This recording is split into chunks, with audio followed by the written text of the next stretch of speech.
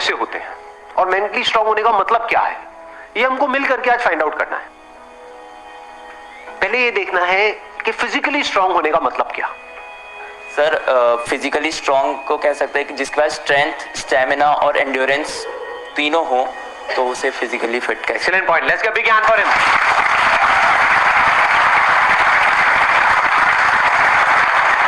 क्या ये कह सकते हो उसकी मसल स्ट्रांग हो? हाँ, क्योंकि कुछ भी लिफ्ट करने के लिए, वेट उठाने के लिए मसल्स का स्ट्रांग होना जरूरी है। मसल्स वीक होंगी तो आप नहीं कर पाओगे। हाँ, है ना, जो ओवरऑल स्ट्रक्चर है उसमें बोन्स भी आ गई, मसल्स भी आ गई, वो स्ट्रांग होनी चाहिए, उसको हम फिजिकल स्ट्रेंथ बोल सकते हैं। अभी यही फंडे जो हम फिजिकल में देख रहे हैं, इसी को मेंटली देख करके और फिर समझने की कोशिश करेंगे स्टेप बाय स्टेप कि उसका मतलब क्या। कि फिजिकल स्टेमिना तो हमको समझ आता है कि फिजिकली हम जल्दी ना थके। कोई बंदा है उसने थोड़ा बहुत काम किया एकदम से थक गया, तो इसका मतलब फिजिकली स्ट्रांग नहीं है।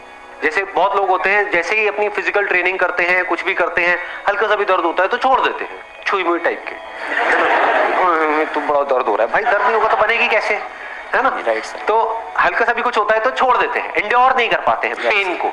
Yes sir. तो पेन को एंड्योर करने की जितनी हमारे अंदर पावर है उसको हम एंड्योरेंस बोल सकते हैं। सर मेरे हिसाब से फिजिकली स्ट्रांग होने का मतलब ये है कि सबसे बड़ी चीज ये है कि बीमारियों से दूर होना चाहिए उसे।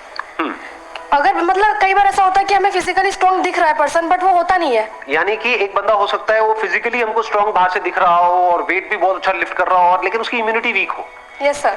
तो हम कह सकते हैं अंदर से वो बंदा कितना स्ट्रांग है, यानी कि जो भी डिजीजेस है, मतलब जो भी बीमारियां हैं, उनसे लड़ने की उसके अंदर कितनी पावर है उसकी बॉडी के अंदर। Yes sir. एक तो फिजिकल पावर, एक है उसकी इम्यूनिटी हम बोल सकते हैं। Yes sir. अब एक एक करके इन पॉइंट को देखते हैं कि मेंटल स्ट्रेंथ में किस तरीके से हम अप्लाई कर सकते हैं। सबसे पहले बात हमने करी फिजिकली स्ट्रांग होने का मतलब क्या, स्ट्रेंथ। मतलब आप कह लो वेट उठाना है, जैसे कहीं हम जा रहे हैं रेलवे स्टेशन पे, यहाँ पे, वहां पे, एयरपोर्ट पे, और अगर दोनों हाथ में पूरा भारी भारी पूरा भरा हुआ लगेज है, जैसा हम लोग इंडियंस ज्यादातर लेकर के जाते हैं, लगेज बंदे से भारी होता है, तो सही है नहीं है, 3-3 बंदे बैठ बैठ करके उसको पैक कर रहे होते हैं, माँ चढ़ी होती है और साथ में बच्चे भी, बेटा तू भी आजा, तू भी आजा, पति कहा तू क्या देगा, इधर बैठ। सारे बैठे हुए हैं और उसको बंद कर रहे हैं, फिर उसको उठा रहे हैं, है ना। तो कहने का मतलब है कि अगर आपकी मसल स्ट्रांग है तो आप उठा लोगे, एफर्टलेसली उठा लोगे। इसी को तो फिजिकल स्ट्रेंथ कहेंगे। एक है बहुत एफर्ट लगा के आपको कुछ छोटा सा काम करना पड़ रहा है, एक है बहुत बड़ा काम भी आप कर रहे हो बिना किसी एफर्ट के। क्यों? क्योंकि आपकी बॉडी स्ट्रांग है, आपकी मसल स्ट्रांग है। बिल्कुल इसी तरह से थिंकिंग मसल्स, यानी कि कोई प्रॉब्लम आई तो आप ये देख सकते हो आपकी थिंकिंग मसल्स कैसी है, बेस्ड अपॉन कि आपका रिएक्शन कैसा है जब कोई आपकी लाइफ में प्रॉब्लम आती है।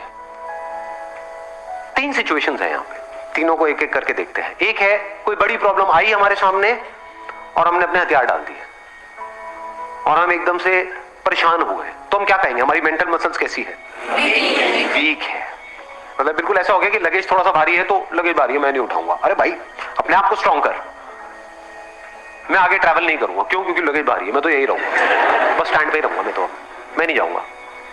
आप हंस रहे हो लेकिन ऐसे ही हम करते हैं लाइफ में। कोई बड़ी प्रॉब्लम आई तो हम क्या करते हैं, अपने हथियार डाल देते हैं, मतलब वी गिव अप, फेस ही नहीं करते हैं उस प्रॉब्लम को। ऐसी कोई प्रॉब्लम नहीं है जिसका सॉल्यूशन ना हो इस दुनिया में। अगर प्रॉब्लम है तो सॉल्यूशन भी है, बट सॉल्यूशन तक पहुंचने के लिए we need thinking muscles, we need to think a lot in the right direction. और ये राइट डायरेक्शन और रॉन्ग डायरेक्शन क्या है? राइट डायरेक्शन मतलब solution oriented approach, wrong direction मतलब प्रॉब्लम ओरिएंटेड अप्रोच, कि हम प्रॉब्लम में ही जाकर के स्टक हो गए, बस उससे आगे बढ़ ही नहीं रहा है हमारा दिमाग। इसको हम कह सकते हैं मेंटली हमारी जो मसल्स हैं वो वीक है, मेंटली हम वीक है। दूसरा सिनेरियो क्या है, कोई प्रॉब्लम आई, उससे हम लड़े और लड़ने के बाद में बहुत एफर्ट लगाया, बहुत दिमाग लगाया, बहुत मेहनत करी, लड़े और जीत गए, मतलब उस प्रॉब्लम का हमने सॉल्यूशन निकाल लिया। क्या हम कह सकते हैं कि आप मेंटली बहुत स्ट्रांग हो? नो। व्हाई? एग्जैक्टली बिकॉज आपको बहुत एफर्ट लगाना पड़ रहा है, समझ गए ना। हाँ, जैसे कोई बैग उठाना है तो बहुत एफर्ट लगाना पड़ रहा है, ये दोनों हाथ लगा दिए और ये घसीट घसीट के जा रहे हो और पहुंच गए, कह रहे हो हाँ मैं तो वो, भाई कुछ नहीं, तेरी कमर में लचक आ चुकी है। The second scenario is better than the first scenario but not as good as the third scenario. Third scenario क्या है? बड़ी से बड़ी भी कोई प्रॉब्लम आई हमारी लाइफ में, हम पहले ही उसके लिए तैयार थे और ऐसे सॉल्यूशन निकल के आ गया। मतलब वो प्रॉब्लम जो दुनिया के लिए बहुत बड़ी है, जिसको देख करके लोग डरने लग जाते हैं, वो प्रॉब्लम आपके सामने आई, ऐसे सॉल्यूशन निकल गया, एफर्टलेसली काम हो गया। यानी एक बैग आपके पास में है 50 किलो का, ऐसे उठा लिया हल्के में। मतलब लोगों को देखने में लग रहा है कि अरे बैग तो बहुत हल्का है। बैग हल्का नहीं है, बंदे में दम है। तो कैसे लाइफ की मुश्किल से मुश्किल प्रॉब्लम्स को भी आप आसान से आसान बना सकते हो? कितना आसान बना सकते हो कि ऐसा लगे अरे इस बंदे को तो कोई एफर्ट ही नहीं करना पड़ रहा है। उसी को तो कहेंगे मेंटल स्ट्रेंथ, मेंटली स्ट्रांग होना। इसको अगर मैं सम अप करूं, जो भी अभी तक मैंने कहा है उसको एक लाइन के अंदर अंदर, तो वो क्या है? एक कैटेगरी होती है लोगों की जो सिंपल से सिंपल प्रॉब्लम्स को भी कॉम्प्लिकेटेड बना देते हैं अपने माइंड में। 99% लोग ऐसे ही हैं इस दुनिया में। सिंपल सी प्रॉब्लम है, कुछ भी नहीं, उसको भी इतना कॉम्प्लिकेटेड किया हुआ है जैसे पता नहीं क्या हो गया, हुआ बना दिया है पूरा का पूरा। और दूसरी कैटेगरी होती है लोगों की, ऐसे बहुत कम लोग होते हैं, वही होते हैं जिन्होंने एक्चुअल में काम किया होता है अपनी मेंटल मसल्स के ऊपर। वो कौन होते हैं? जो कॉम्प्लिकेटेड से कॉम्प्लिकेटेड प्रॉब्लम्स होती हैं उनके सामने, जिसको देख करके ही बंदा कहे अरे यार ये तो बहुत कॉम्प्लिकेटेड है, उसको भी सिंपल बना देते हैं। जैसे फॉर एग्जांपल आपकी कोई रिलेशनशिप है किसी के साथ में और वहां पे बहुत क्लैशेस चल रहे हैं, बहुत मेजर कुछ इश्यूज हो रहे हैं। एक तो ये आपस में हम लड़ते मरते रहे कुत्ते बिल्ली की तरह, जैसे ज्यादातर घरों में होता है। उसका कोई सोल्यूशन निकल पाएगा कभी भी नहीं। तो हमें क्या करना होगा? समझना होगा इस रिलेशनशिप में प्रॉब्लम है क्या। अज्यूम नहीं करना है पहले से कि प्रॉब्लम उसमें है या प्रॉब्लम मुझ में ही है। ये भी एक विक्टिम मेंटालिटी होती है, मेरे में ही कमी है, वो तो सब सही है बस मेरे में ही कमी है। ये भी बड़ी गंदी मेंटालिटी होती है। विक्टिम मेंटालिटी या फिर तुझ में प्रॉब्लम है, मैं सही हूं तू गलत है। तो पर्सन को ना देखा जाए कि वो या वो, प्रॉब्लम को समझा जाए। प्रॉब्लम एग्जैक्टली क्या हो रही है रिलेशनशिप, वो जो क्लैश हो रही है उसकी जड़ क्या है, उसका कॉज क्या है। अगर वो हमको समझ आ जाता है बारीकी से, तो क्या वो प्रॉब्लम जड़ से ठीक नहीं हो जाती? और अगर हम उसको ना समझे और ऊपर ऊपर से ठीक करने की कोशिश करें, क्या वो कभी भी ठीक हो सकती है? कोई भी मिल करके क्या उसको ठीक करवा सकता है उस प्रॉब्लम को? जैसे दो लोगों के बीच में प्रॉब्लम हो रही है, कोई तीसरा आ जाए उनके बीच में मीडिएटर बन करके, मैं सॉल्व करवा दूंगा तुम्हारी प्रॉब्लम, तो कुछ देर के लिए तो समझौता करा सकता है, लेकिन अगर परमानेंट उसका सोल्यूशन चाहिए तो वो कैसे होगा? या तो दोनों को या दोनों में से किसी एक को बारीकी से समझना होगा नेचर ऑफ प्रॉब्लम क्या है।